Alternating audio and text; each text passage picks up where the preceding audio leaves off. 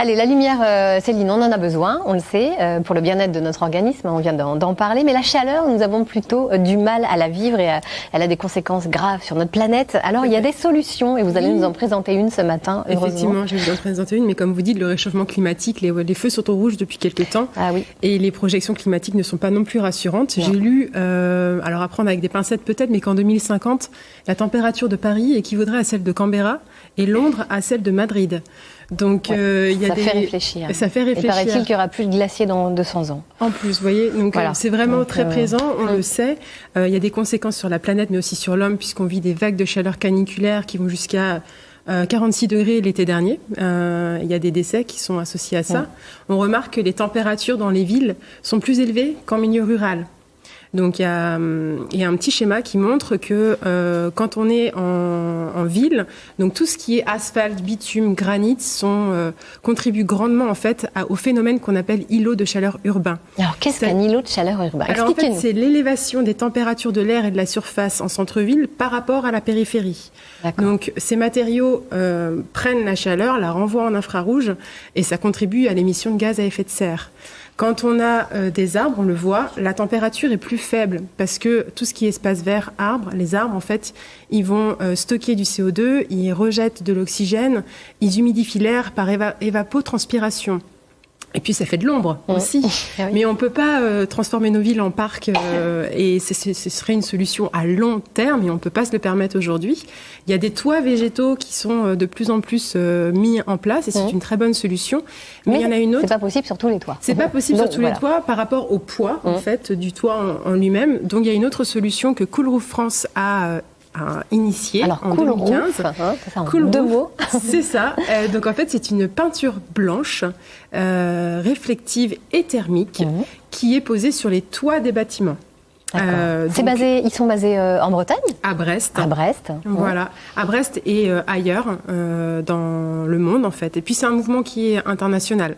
On y reviendra, mais c'est vrai que c'est une peinture qui est blanche, donc réflective, thermique. Elle est posée en 3 couches. D'abord la peinture acrylique et en plus une dernière couche en fait de vernis de protection. Et elle est faite à base de coquilles d'huîtres pour aussi diminuer l'impact écologique et dans quelque chose de cohérent, on va dire. Donc c'est toit frais. Cool Roof, c'est toit frais, littéralement parlant. Ça, tout à fait. Donc précisément, une fois qu'on a appliqué ces couches, le fait que ce soit blanc, c'est ça, ça ne retient pas la chaleur. Oui, c'est ça le principe. En fait, l'été, les toits sombres, métalliques ou en bitume, reflètent la chaleur en infrarouge. Et donc, ça contribue à l'émission de gaz à effet de serre. Ça va aussi augmenter la consommation énergétique avec la climatisation qu'on pousse à fond, parce que ça augmente les températures extérieures. Donc, il y a eu un test, il y a plusieurs tests qui ont été faits, puisque Cool Roof France est installé depuis 2015. Ils sont intervenus dans plusieurs endroits de Bretagne, de Paris, sud de France et à l'international. Et on constate, par exemple, sur une grande surface de Quimper qui avait 7000 m² à peindre sur le toit, les résultats, ils sont évidents. C'est 30% d'économie de climatisation l'été. En hiver, c'est aussi 15% d'économie sur le chauffage. Et puis 175 tonnes de CO2 économisées par an.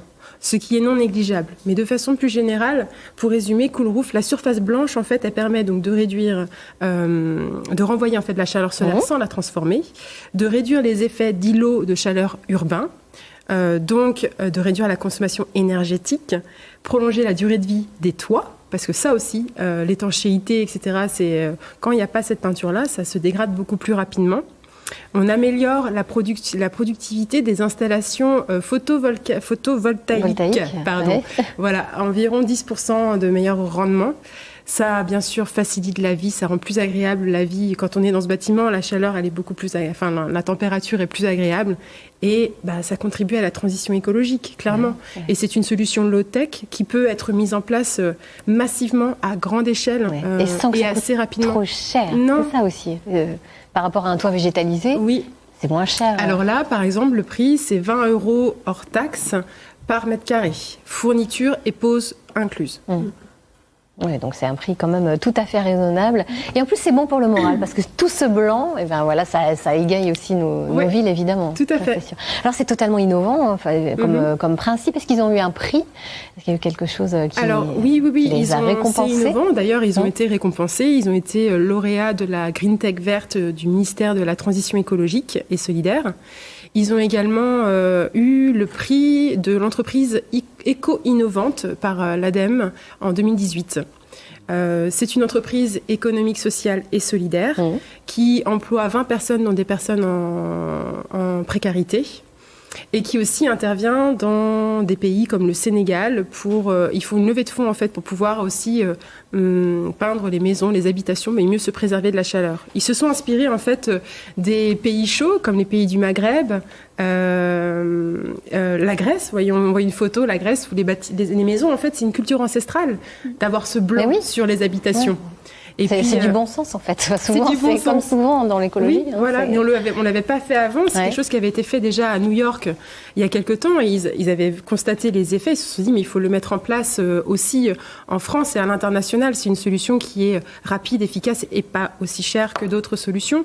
Donc ils se sont lancés avec des composants respectueux aussi de l'environnement. Et ils se sont inspirés de l'espace également. Oui, ils aiment bien l'appeler le bouclier thermique de l'espace parce qu'en fait ils se sont inspirés de la NASA aussi qui en 96 a créé une peinture à base de microcapsules de céramique qu'ils mettaient aussi sur leur navette et les différentes sondes qui permettaient de se rapprocher au plus proche, si ce n'est de toucher le soleil sans que ça fonde.